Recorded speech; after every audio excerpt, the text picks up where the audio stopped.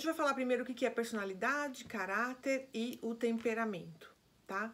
Então, a personalidade ela é construída do meu temperamento e do meu caráter. A personalidade é igual temperamento mais caráter. Então, o caráter é aquilo que nós construímos através do meio em que vivemos, do nosso dia a dia, né? Envolve o seu contexto de vida, a sua formação, os seus valores, aquilo que vocês passam para os filhos, aquilo que vocês receberam dos avós, seus princípios, aquilo que você não abre mão, o que eu aprendi, que eu recebi dos meus pais e do ambiente em que eu nasci. Né? Aquela jornada ali que você está envolvida no dia a dia. Quem vai para clube, quem vai para igreja, quem vai para... participa de associações, tá bom? E o que é o temperamento? O temperamento é a característica mineral. Então, nasce com essa pessoa, né? Nasce com essa criança. E é um conjunto de traços e personalidades observáveis desde os primeiros anos de vida. Então vai ter aquela criança muito agitada desde os primeiros anos de vida. Ah, aquele menino que quebrou o pé. Ah, ele sempre corria e rasgava o braço. Ah, o menino ele era, nossa, fazia cada estripulia, você não tem ideia de como era meu filho. Ou se não é aquele, ai, meu filho sempre foi muito quietinho, muito obediente, muito observador, né? Desde que nasceu, nossa, até bebezinho ele era quietinho, não dava um trabalho. Então, essas influências, elas são já na pessoa, são genéticas, né? Já nasce com essa pessoa, tá? E estabilizam-se ao longo prazo. É um conjunto de características que afetam o nosso comportamento e nos diferencia das demais pessoas. E a maneira de como somos vistos pelo mundo, né? Pelo mundo externo que nos olham, nos observam. Precisamos também compreender os temperamentos dos nossos filhos. Às vezes nós chocamos com os nossos filhos porque você quer que ele faça aquela tarefa, que ele use aquela adaptação naquele momento, naquela hora, porque você sabe, você também aprendeu, e você fala, olha filho, é necessário que você faça isso. E aí ele vai falar assim, não vou fazer, não quero fazer, isso não vai servir para mim. Não, meu amigo não faz, por que eu vou fazer?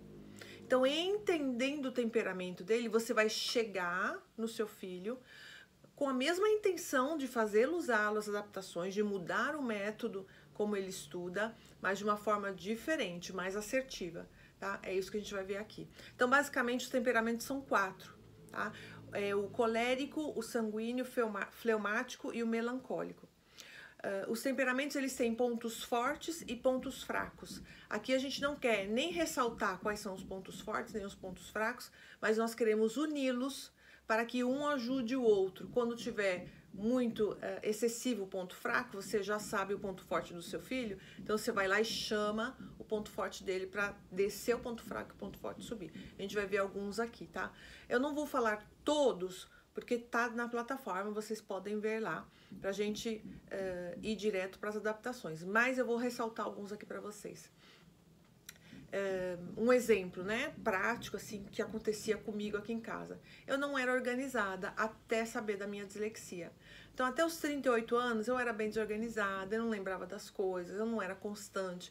Eu lembro que meu marido falava assim pra mim, você não é constante. Né? Você não consegue fazer uma coisa por muito tempo. Você tá sempre mudando, você tá sempre mudando. Às vezes eu chego em casa, abro a porta de casa, e aí eu olho, eu vou falar assim, ó, desculpa, essa casa não é minha. Porque tá sempre mudando.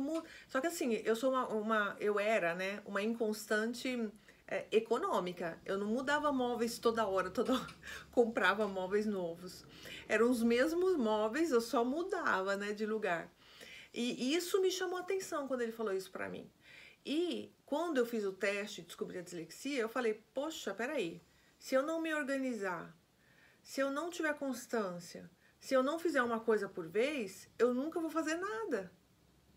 Alguma coisa está errada em mim. E aí, estudando, fazendo cursos, tanto aqui na Itália como no Brasil, eu percebi que a parte das funções executivas influenciam muito no trabalho prático do disléxico, na vida cotidiana do disléxico. Então, se ele não tiver essa organização, se ele não tiver essa constância, gente, vocês podem fazer milhões de cursos, os melhores cursos que tiverem sobre transtorno de aprendizagem, mas o seu filho não vai conseguir estudar e ir bem na escola, porque a organização é fundamental. As funções executivas são fundamentais para que ele entre no eixo e consiga fazer uma coisa por vez, e aquela coisa com excelência, né? Aquela coisa muito bem feita. Que pra gente é difícil, porque a gente quer, né? A dislexia faz o disléxico perder tempo. A gente não quer perder tempo.